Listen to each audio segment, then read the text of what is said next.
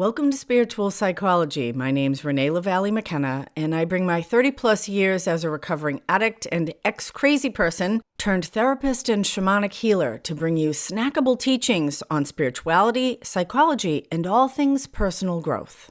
And today I want to talk about healthy relationships. I'll probably also talk about unhealthy relationships because I've had a plethora of both. I'm going to talk about 4 things you can do to improve the relationships that you're in, and 4 things to become aware of that most of us do that are destructive and harmful in relationship. I'm mostly talking about intimate relationships, but the principles I'm going to offer you today can bring improvement and greater consciousness to any relationship in your life. So I'm going to start with a disclaimer, which is that I've been divorced twice, and I have excellent relationships with both of my ex-husbands. One of them is dead, so that relationship is very simple. And just because someone's dead doesn't mean you have a good relationship with them. My first marriage was one of the most complicated and difficult relationships I've ever been in, and I've spent a lot of time unpacking what happened in it because I didn't want to repeat it. He had some pretty heavy mental health and addiction issues, which he never resolved. And the reason I can say that I have a good relationship with my dead ex-husband is because I have forgiven him and I have forgiven myself for the ignorance, the immaturity, and the dysfunction that we spewed upon each other. My other ex-husband is very much alive. We were together for 20 years. We still co-parent our children, and we share a lot of respect, kindness, and goodwill to each other. I remain incredibly grateful and indebted to him and his family, and that relationship continues to be a source of support, inspiration, and personal growth in my life. We live in a very powerful time of transition right now, particularly around relationship. The last 100+ years has seen the possibility of true equality for women. We can vote, we can hold jobs, we can own property, we can take birth control, so we can have sex without necessarily having to have a baby. And if we do get pregnant, at least at this moment, in most places we have the right to terminate that pregnancy. Many people are exploring the possibilities of non-monogamy and open relationships, having more than one intimate partner at a time. The first time I went to Ireland, divorce was not yet legal and birth control had only been available legally for 10 years. I was horrified. For millennia, women did not have equality, and just the whole structure of life was very different, where women took care of the household and men were working doing heavier physical labor, hunting, protecting the village or city or family, and managing the laws or institutional structure that governed whatever the society's organization was. And marriage, until very recently, was not about love. It was about security, safety, and caring for children and older people. Marriage was a social security structure. I just recently learned about a thing called levirate marriage, which is an ancient practice that's still active in some parts of the world today in Judaism and Islam, in Asia and Africa. And in levirate marriage, the brother of a deceased man is obligated to marry his brother's widow and care for the children. Marrying your brother-in-law might seem like a horrifying idea, unless your brother-in-law is really hot, but it was set up as a guarantee for the care and security of a widow and her children. And the concept of romantic love is fairly new. It was probably born in the age of chivalry, although certainly romantic love has always existed. In ancient Greece, the Trojan War started when Paris abducted Helen, the wife of Menelaus of Sparta, because of her beauty, and he was in love with her. There's some question whether the Trojan War is mythological or real. But either way, people were falling in love with each other 3,000 years ago and having relationship problems. So my relationship experience has been of serial monogamy. That's one monogamous relationship or one partnership at a time. And we're really at this cusp right now of how we orient toward relationship. From the old world view, marriage and intimacy was a contract that supported people for their lifespan. In modern relationship is much more one of choice. And the place I see most challenging in this cusp of change is the idea that if a relationship lasts your whole life, that it's successful. and that if it ends, there's some kind of a failure. And I've really come to a much more organic perspective on committed, intimate relationship, which is that relationship is a living thing, and living things have a lifespan. They're born or they start to grow, they mature, they may produce fruit and flowers, and then they decline and compost back into the earth. Now, a relationship may be an annual, which is something that only lives one season, or it may be a perennial that continues to grow and fruit and flower year after year. But even mighty trees do have a lifespan. Some committed, intimate relationship may last an entire lifetime, and others may not. And each relationship is like an entity in itself. I like the idea that there's two people in an intimate relationship, and the space between them, or how they relate to each other, actually creates a third entity. And how conscious we are in the creation of the dynamic of the relationship can have a lot to do with the health and happiness and fulfillment of the people who are participating in it. So there's lots of reasons people get into intimate relationships. And I encourage you to consider what your own motives for being in intimate relationship are. Are you seeking companionship, fun, great sex, financial security? Are you hoping for someone who will complete you? Do you want to have children? Or maybe you want to have someone else to blame for all the things that aren't working in your life. That was kind of what happened in my first marriage. I read once there are two reasons to get an intimate relationship: to build a family or to grow. I like that. And it fits with my own definition for love, which is to extend oneself for another person's spiritual growth. And although certainly being in love and loving people can be a feeling, a really strong one, sustained, mature love is an action. And one of the biggest issues that I see in intimate relationship, and certainly in my own life, is that I come to the relationship hoping to receive and thinking about what you can do for me, rather than focusing on what I bring to the relationship and how I can give. And if you take anything out of this podcast, I encourage you to consider making that shift in the relationships in your life. To ask, what do I bring to this relationship? What are my intentions here? How am I being loving? What do I give to this other person?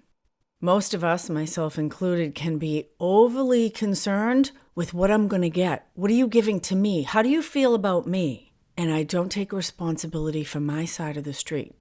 There's this amazing 12-step fellowship called Recovering Couples Anonymous. And in RCA, they say each person in a coupleship takes 100% responsibility for the relationship. How is it to take 100% responsibility for your experience in the relationship? You know, Eckhart Tolle, the great modern spiritual teacher who wrote The Power of Now, says we always have three choices. We can accept things as they are, we can ask for them to change, or we can remove ourselves from the situation. As adults, we have free will. We may not like those choices, but they are always available to us. There are no victims in relationship, only volunteers. And relationships, even in the modern sense, are agreements. A lot of times they're unconscious agreements, but becoming really conscious about the agreements we're making in relationship is like miracle grow on a soul level. Whatever the circumstances in our relationship are, physically, sexually, mentally, financially, emotionally, spiritually, socially, if we're in it, we're agreeing to it. And we can accept it as it is. We can ask for it to change, or we can remove ourselves. And discomfort in a relationship is always an opportunity to grow. One of my favorite therapists said to me once, if you want to know a great litmus test for whether or not you should stay or leave a relationship, you can ask yourself, is there more for me to learn here? And if the answer is yes, no matter how difficult, you might want to stay because you'll likely repeat the pattern in another relationship in the future. And if the answer is no, there's not more for me to learn here, then you can either negotiate with your partner to try to go deeper, or you might want to move on. Because life is an evolutionary process, always pushing us to grow and evolve. Now, this doesn't mean that we should leave when things get difficult. And I do believe in the value of commitment, but there's discernment required to determine, is this a difficulty that will strengthen and enrich me as a person? Or is this a destructive dynamic that's depleting or deadening my life force? So I want to talk about the 4 A's of a healthy relationship: acceptance, appreciation, asking for what I need, and staying in my adult ego state. So the first concept, accepting what is, means we don't go into a relationship or stay in one hoping to change the other person. That's actually really disrespectful and generally impossible. My first husband and I both hoped that if we got married that would change him. I know he hoped it too. But dude was a liar, a cheat, and a thief till the day he died. And I couldn't protect him or save him or change him from that. He was good looking, great in bed, and charming as hell, but he was a terrible husband. And I signed up for it. One of my greatest teachers ever. So to truly love someone in the way that we all want to be loved is to be accepted for who we really are. And if I want to change someone else, I'm actually giving them the message that they're unacceptable. Now, this doesn't mean that everybody is acting from their best self all the time, that there's not necessarily change to be negotiated. But true love happens in the moment, and it is about deep acceptance for a person exactly as they are. I know that's what I want. I've had the boyfriend who said he'd like me better if I lost 10 pounds. And the other one who said, you think too deep, and I shut down. After acceptance comes appreciation. Appreciating who the person is, what they do. This is a practice to notice and affirm what's good about the other person. Again, this is fertilizer on a psycho-spiritual level to acknowledge and appreciate and affirm what's good about another. It's like water and sunlight on that plant. The third suggestion is to ask for what you need. Love does not equal mind reading. Expecting someone to know what you need or want telepathically is a setup for disaster. And this is part of the growth of intimate relationship. I need to take responsibility for what I need and not expect you to do it. Now, again, this doesn't mean we aren't interdependent and we don't do things for each other. But it's my responsibility to become aware of what I need, to gather the courage and the resources to be able to ask for it. And know that the answer might be no. Again, this is a real growth opportunity because it calls into question, what is the source of my deepest needs? Is it my relationship or is it the universal life force? Is my relationship my God? And if it is, that's a bad God. It's my experience that we don't have a need without also having the opportunity and the resources to have that need met. But we may have to work for it, and it may come in different ways than we expect. It truly does take a village to raise a child, and it takes a village to support a healthy adult. One person cannot fill all of our needs, nor are they supposed to. I grew up in a house where it was taboo to ask for what you needed. You were just supposed to hint about it, and then the other person was supposed to figure it out.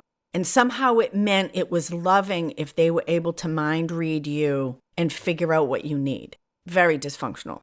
Required a lot of manipulation. And I'll tell you, in the long run, nobody got their needs met. And a lot of people felt resentful about that. Mostly me. And then I discovered I could tell the truth. Now, that can take a lot of courage and resources and vulnerability to do that. But it is the essence of mature adult relationship. Which brings us to the final of the 4 A's of healthy relationship, which is being in your adult ego state. It's very easy in intimate relationship to want to have my unresolved emotional issues healed within the relationship by this other person. My abandonment issues with my father, the lack of emotional support of my mother.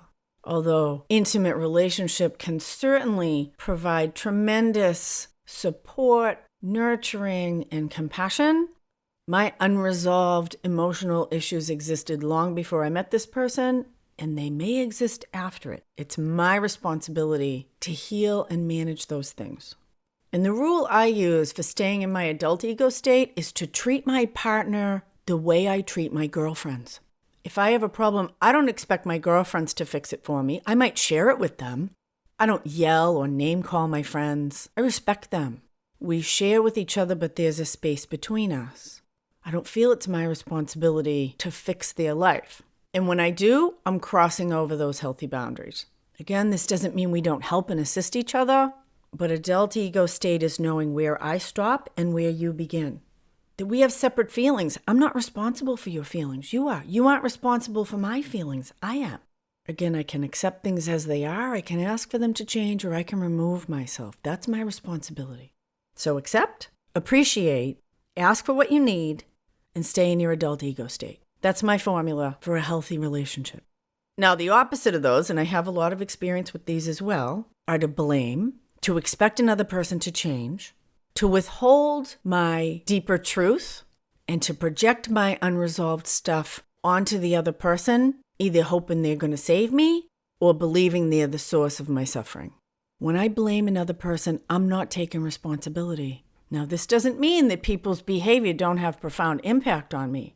But again, I always have a choice to accept it, to ask for it to change, or to leave. If I need the other person to change in order to be able to stay in the relationship, I can ask for that. But if they're not able to do it, then I need to accept it or I need to go. Generally, what you see is what you get with a person. I had a spiritual teacher once who said to me, it's not about finding a person who has no problems. It's about finding a person with the box of problems that you can deal with and knowing what your own box of problems is too, because we all have one. So getting involved with someone because you see their potential is a really bad idea. Unless that potential is realized right now, it's unlikely it will be realized because of you. This is a hard-earned lesson in my own life.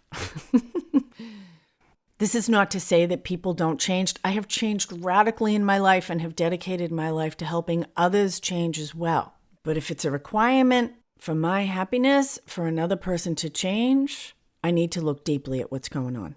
Withholding my own truth, my needs, my wants, how I really feel has been my MO much of my life. And the thing that I have come to experience over and over again is that the truth always comes out. And it can either come out straight or it comes out sideways. And it can take tremendous courage to tell the truth because it moves us out of a position of control. When we withhold our feelings, our thoughts, our needs, and our experiences from our partner, they don't have all the information. It allows me to manipulate, to try to control. I'm actually playing God. And it's not loving because I'm not giving the other person all of the information that they need to make their own choices. Withholding is rooted in fear, and honesty is rooted in love. And again, honesty, as I'm talking about it here, calls us to trust God rather than the relationship. I have a podcast on emotional honesty, if you want to explore more of my perspective on that topic. And again, the final thing I suggest that we become aware of and try not to do is to project our past, to project our unresolved emotional problems or our fantasies for being saved onto another person. And projection is generally all the things we aren't taking responsibility for within ourselves, hoping the other person will take responsibility for the things I don't want to take responsibility for. So if you want a healthy relationship, bring your adult self, accept what is, appreciate the other person, and ask for what you need. If you like this podcast, consider subscribing and leaving a review. If you're interested in finding out how spiritual psychology might be helpful in your life or learning more about my 3-month mentorship program, shoot me an email, info@reneemckenna.com.